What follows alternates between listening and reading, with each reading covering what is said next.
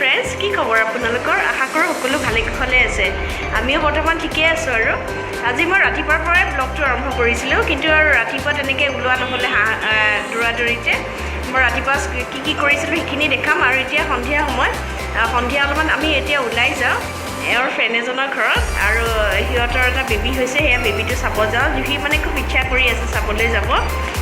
ইয়াতে আহিছে আজি আমি এটা বেবিটো ঘৰত যাম এইটো ভিডিঅ'টো মানে দেখাব ওলাইছে তো ভিডিঅ'টো বহুত ভাল লাগিব এণ্ড লগৈ চাব আৰু 10 মিলিয়ন লাইকটো কৰি দিব কমেণ্ট এয়া ৰাতিপুৱা সময়ত আছিলে ৰাতিপুৱা 7:30 দেখিছেনে ৰ'দটো কেনেকৈ ওলাইছে মই পৰ্দাবোৰ খোলাই নাই পৰ্দাৰ ফাঁকেদি একদম ৰ'দ ওলাইছে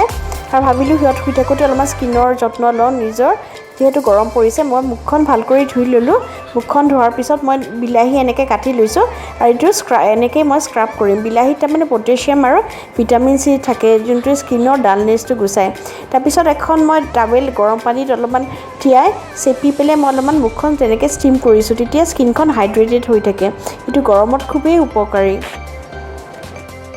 পিছত মই অলপমান পিঠাগুড়ি 1 চামুচ ধৰক আৰু অলপমান এল'ভেৰা জেল দিম আৰু এইখিনি ধুনীয়াকৈ মই হাততে মিলাই ল'ম মিলাই পেলাই মুখত ঘঁহিছিলোঁ আৰু আধা ঘণ্টামান থৈ মই মুখখন খুব ভাল কৰি ধুই দিছোঁ আৰু দেখিছেনে কিমান চাফা হৈছে স্কিনখন এনেকৈ ব্যৱহাৰ কৰিবচোন আপোনালোকেও ৰাতিপুৱা ব্ৰেকফাষ্টটো পালমাৰি খালোঁ ৰাতিৰে কচৰি আৰু ৰসগোল্লা আছিলে তেনেকৈ আমি তিনিটাই খালোঁ হাজবেণ্ডে ব্ৰাউন ব্ৰেড খালে তেওঁতো আৰু এটাই ব্ৰেকফাষ্ট আৰু ইফালে আমি কাষ্টাৰ্ড খালোঁ কাষ্টাৰ্ড ৰাতিৰে আছিলে ৰাতি বনাইছিলোঁ আৰু লাঞ্চত আৰু একদম চিম্পল দাইলখন টেঙা কৰি বনাইছিলোঁ ভেন্দি ভাজিছিলোঁ আৰু ইফালে কাচকল ভাজিছোঁ ভাজি মানে বেছিয়ে সিজি গ'ল আৰু ইফালে এওঁৰ কাৰণে ব্ৰাউন ৰাইচ আৰু বেঙেনা ভাজি তেনেকৈ আমি দুপৰীয়া খালোঁ তাৰপিছত আকৌ ইহঁতে আইচক্ৰীম খাব খুজিলে আইচক্ৰীম আনি থৈছিলে ওলাই যাওঁতে তেনেকৈ সিহঁতে খালে আৰু জুহিক কৈছোঁ আৰু ভাতখিনি সম্পূৰ্ণ খোৱা তেতিয়াহে তোমাক আইচক্ৰীম দিম তেতিয়া খালে আৰু সন্ধিয়া যে মই কৈছিলোঁ ফ্ৰেণ্ড এজনৰ ঘৰত যাম এওঁৰ বেবী এটা চাবলৈ আমি গৈ আছোঁ সেইদিনাখন বতৰটো বৰ ভাল আছিলে আৰু বেছি গৰম নাছিলে তাৰমানে আৰু আমি গৈ আছোঁ সিহঁতৰ ঘৰলৈ আৰু খুব ভাল লাগিলে সিহঁতৰ ঘৰত আমি আবেলি গৈছিলোঁ কিন্তু তাই ভাতৰে যোগাৰ কৰিলে ভাত খাই আহিলোঁ হাঁহৰ মাংস মাছ কিমান যে বনাইছে তাই কেঁচুৱা এটা লৈ আমি দুজনী এখন চেলফিও তুলিলোঁ আৰু জুহিটো ঘৰ তাতেই থকা হৈছিল নাহাই হৈছিলে তাই গৈ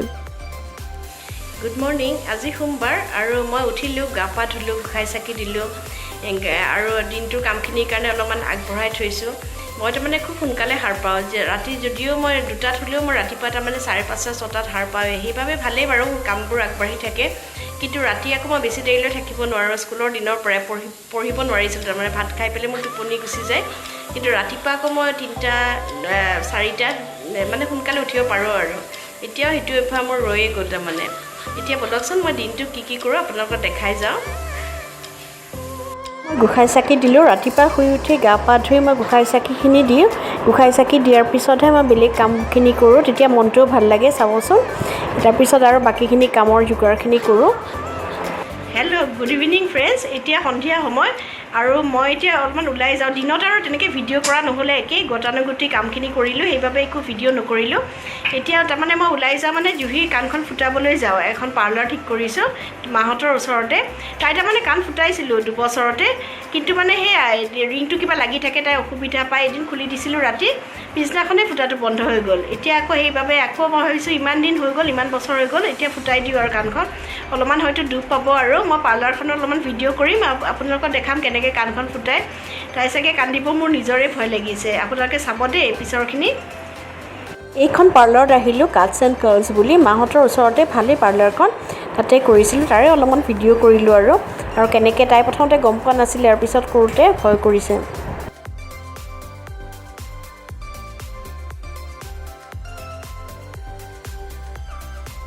প্ৰথমতে তাই ভাল কৰিয়ে আছিলে চায়ে আছিলে ফুটিও পাইছে যে কাণৰ পিন্ধিব তাই বেলেগ বেলেগ ইয়েৰিং পিন্ধিব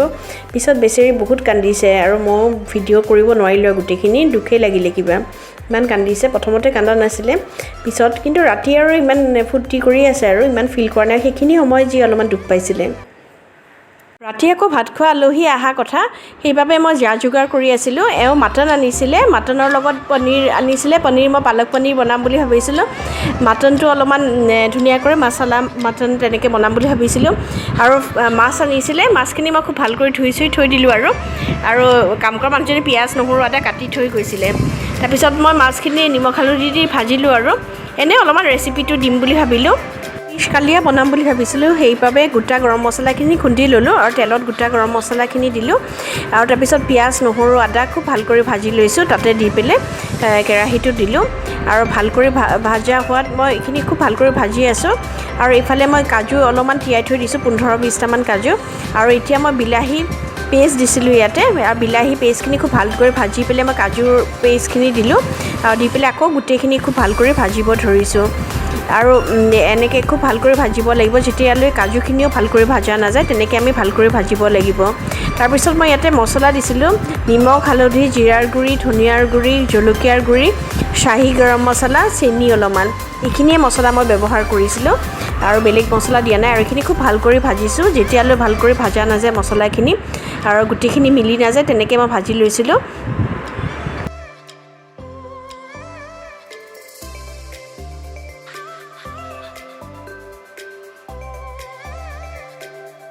ভাল কৰি ভাজা হোৱাত মই দৈ দিছিলোঁ আৰু দৈখিনি দিয়াৰ পিছত ভাজা মাছখিনি দি দিছিলোঁ এনে থুলমূল কৰি ৰেচিপিটো দিলোঁ খাবলৈ কিন্তু খুব ধুনীয়া হৈছিল আপোনালোকে বনাই চাবচোন এনেকৈ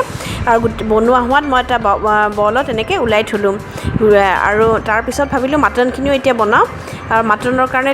তেল দিছিলোঁ কেৰাহীত আৰু তাৰপিছত তেজপাত এখিলা আৰু শুকান জলকীয়া 4টা দিছিলোঁ তাৰপিছত মই পিঁয়াজখিনি দিলোঁ পিঁয়াজ 4টা দিছিলোঁ ডাঙৰ পিঁয়াজ 4টা আৰু পিঁয়াজখিনি খুব ভাল কৰি ভাজি লৈছোঁ তাৰপিছত নহৰু আদাও দিলোঁ আৰু নহৰু আদা দি খুব ভাল কৰি ভাজি পেলাই মই বিলাহী পেষ্ট কৰি লৈছিলোঁ আৰু বিলাহী পেষ্ট ডাঙৰ এটা বিলাহী দিলোঁ তাৰপিছত মই মাটনখিনি যোগ কৰি দিছিলোঁ মাটন দিয়াৰ পিছত মই নিমখ হালধি জিৰাৰ গুড়ি ধনিয়াৰ গুড়ি জলকীয়াৰ গুড়ি শ্বাহী গৰম মছলা মিট মছলা সেইখিনি দিছিলোঁ সেইখিনি মছলাই ব্যৱহাৰ কৰিছোঁ আৰু এইখিনি খুব ভাল কৰি লৰাই পেলাই মই ভাজিব ধৰিছিলোঁ তাৰপিছত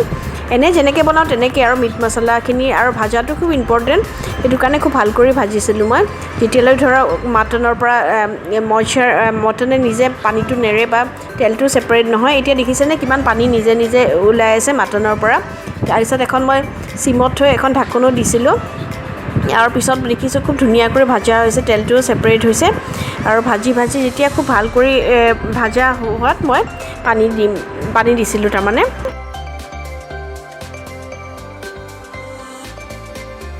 পিছত মই মাটনত পানী দিছিলোঁ আৰু পানী দি পেলাই মই প্ৰেছাৰত দিছিলোঁ আৰু প্ৰেছাৰত 4টামান হুইছেল অহাৰ পিছত হৈছিলে ইমান ধুনীয়া হৈছে দেখিছেনে কালাৰটো